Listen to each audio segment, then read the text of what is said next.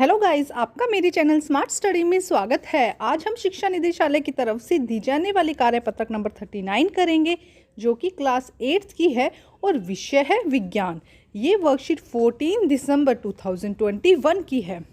तो आइए शुरू करते हैं आज की वर्कशीट शुरू करने से पहले प्लीज़ मेरे चैनल को सब्सक्राइब कर दीजिए।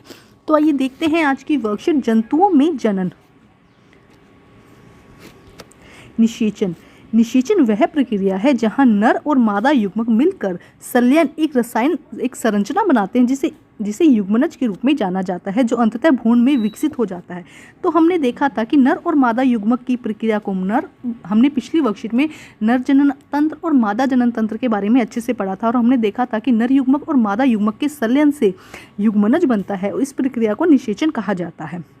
और युग्मनज बार बार विभाजित होकर एक गोले जैसी संरचना बनाता है जिसे भ्रूण कहा जाता है, और भ्रूण आगे विकसित होकर जिसमें अंगों का निर्माण हो जाता है उसे गर्भ कहा जाता है। ये हमने पिछली वर्कशीट में पढ़ा था। अब हम देखते हैं आगे। पशु में निषेचन की प्रक्रिया दो तरीके से होती है। एक, जहां निषेचन बाहरी रूप से होता है, शुक्राणु और अंडाणु का संलयन महिला शरीर के अंदर होता है और बाहरी निषेचन के रूप में जाना जाता है। और दूसरा, शुक्राणु अंडाणु का निषेचन संलयन शरीर के अंदर होता है, उसे आंतरिक निषेचन के रूप में जाना जाता है। तो बच्चे, ये हम पिछली वर्कशीट में भी पढ़ चुके थे कि निषेचन दो प्रकार के होते हैं। एक होता है बाहरी निषेचन और एक होता है आंतरिक निषेचन। जब निषेचन की प्रक्रिया मादा शरीर के अंदर होती है उसे हम आंतरिक निषेचन कहते हैं, और जब निषेचन की क्रिया मादा शरीर के बाहर होती है, शुक्राणु और अंडाणु का जो संलयन है वो शरीर के बाहर होता है, तो उसे हम बाहरी निषेचन कहते हैं। इस आधार पर जानवरों को अनप्रजक और जरायुज जानवरों में वर्गित किया जाता है। तो इसी आधार पर जो जानवर है उन्हें दो प्रकार में विभाजित किया जाता है, अनप्रजक और जरायुज। अनप्रजक क्या होते हैं बेटा? ऐसे एनिमल्स या ऐसे प्राणी जो क्या करते हैं, अंडे देते हैं, उन्हें हम अनप्रजक कहते हैं। और जरायुज ऐसे एनिमल जो अपने जैसे ही बच्चों को पैदा करते हैं, उन्हें हम जरायुज कहते हैं। तो आइए देखते हैं बेटा, अच्छे से इसे समझते हैं।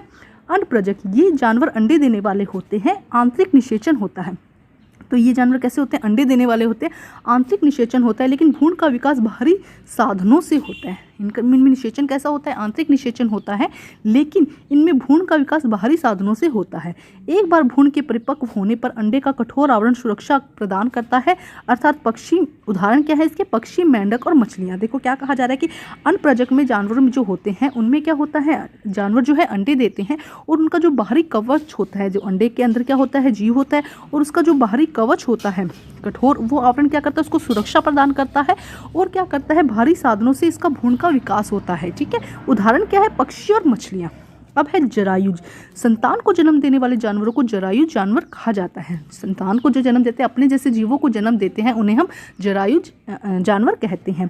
निषेचन और भ्रूण का विकास दोनों महिला शरीर के अंदर ही होता है। निषेचन की प्रक्रिया और भ्रूण का विकास दोनों ही महिला शरीर के अंदर होता है, जैसे कि कुत्ते, बिल्ली, मनुष्य आदि। तो यहाँ पे समझिए बेटा, जो अनप्रजक है उसके अंदर क्या हो रहा है? अनप्रजक के अंदर देखो क्या हो रहा है।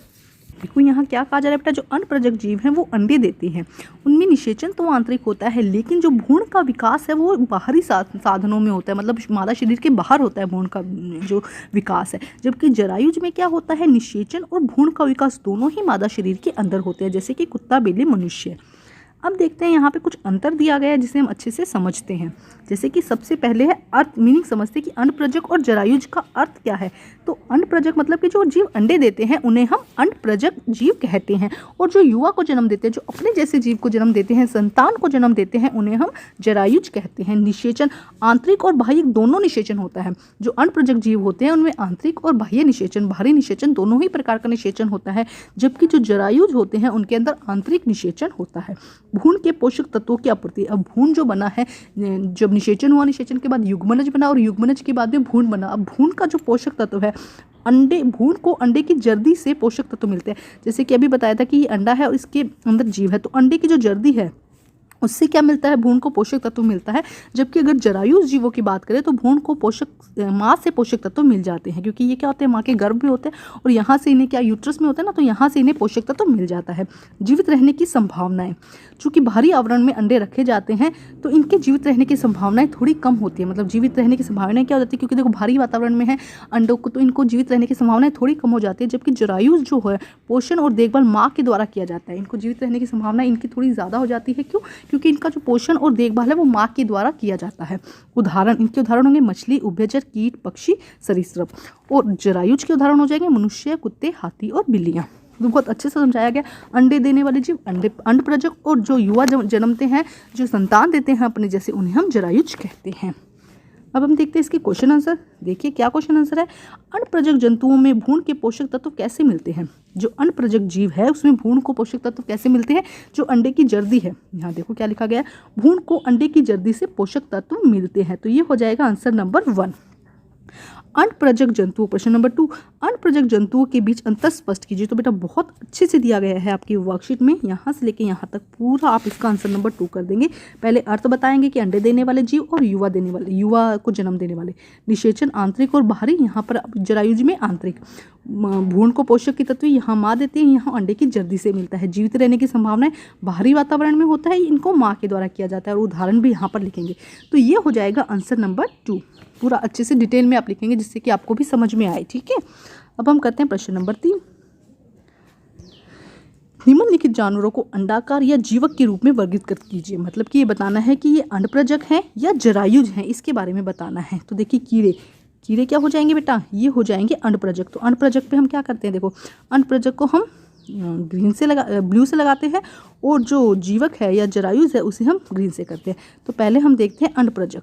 देखो अंडप्रजक में क्या होगा, कीड़े क्या हो जाएंगे, अंडप्रजक। मछली क्या हो जाएगी, अंडप्रजक।